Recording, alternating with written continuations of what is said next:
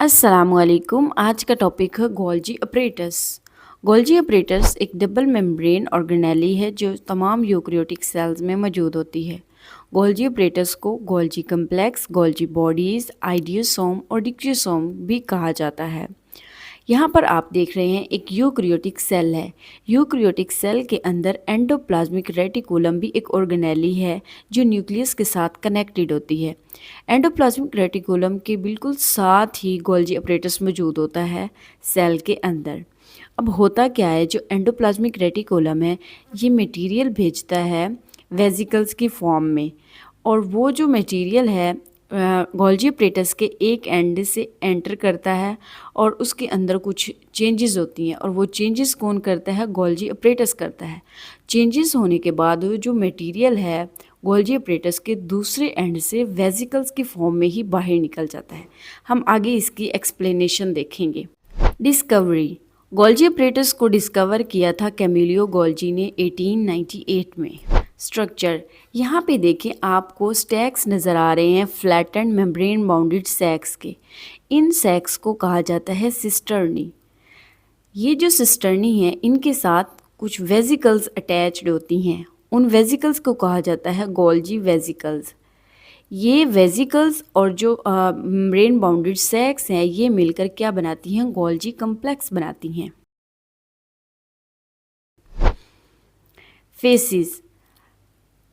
Golgi apparatus जो है इसके दो फेसेस होते हैं, या कह लें दो एंड्स होते हैं, forming face and maturing face. Forming face जिसे सिस फेस भी कहा जाता है। यहाँ पर क्या होता है, जो स्मूथ एंडोप्लाज्मिक रेटिकुलम होता है वो जो वेसिकल्स भेजता है वो उन वेसिकल्स की फ्यूजन से सिस्टर्नी स्टैक्स बनते हैं। मैच्योरिंग फेस को ट्रांसफेस भी कहा जाता है। यहाँ पर क्या होता है, जो सिस्टर्नल स्टैक्स होते हैं ये कह लें कि ब्रेक होते हैं और वेसिकल्स प्रोड्यूस करते हैं। देन वो जो वेसिकल्स होती हैं उनको ट्रांसपोर्ट किया जाता है, या तो सेल में ही इंट्रासेलुलर रीजन में ही ट्रांसपोर्ट किया जाता है या फिर सेल के बाहर ट्रांसपोर्ट किया जाता है। यहाँ पर डायग्राम में देखें, यहाँ पे आपको गोल्जी अपरेटस नज़र आ रहा है। गोल्जी अपरेटस यहाँ पे है, इसके दो फेस हैं, सिस फेस और ट्रांस फेस।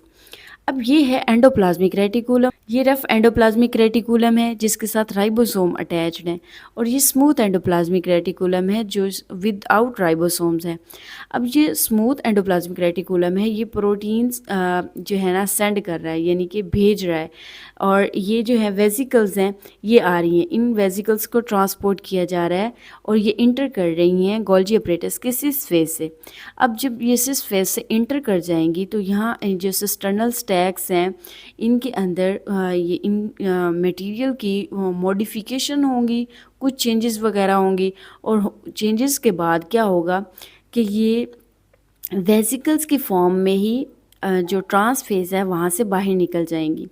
देन ये जो वेसिकल्स हैं या तो इनको सेल के अंदर ही किसी और जगह ट्रांसपोर्ट किया जाएगा या फिर सेल से बाहर निकाल दिया जाएगा। फंक्शन, गोल्जी अपरेटस का जो बहुत ही इम्पोर्टेंट फंक्शन है वो ये है कि ये कॉन्जुगेटेड मॉलिक्यूल्स को बनाता है, यानी कि प्रोटीन्स हैं जैसा कि लिपिड्स है, ये जब आएंगे इनके अंदर वो कार्बोहाइड्रेट्स को ऐड करेगा और ग्लाइकोप्रोटीन और ग्लाइकोलिपिड्स बना देगा। दूसरा फंक्शन इसका ये है कि ये मटेरियल्स को वेसिकल्स की फॉर्म में ट्रांसपोर्ट करता है, या तो आउट ऑफ द सेल या फिर इंट्रासेलुलर रीजन में। और थर्ड फंक्शन इसका ये है कि ये जब सेल डिवाइड हो रहा होता है तो सेल डिवीजन के दौरान जो सेल वॉल की फॉर्मेशन होती है वो भी गोल्जी अपरेटस करवाता है।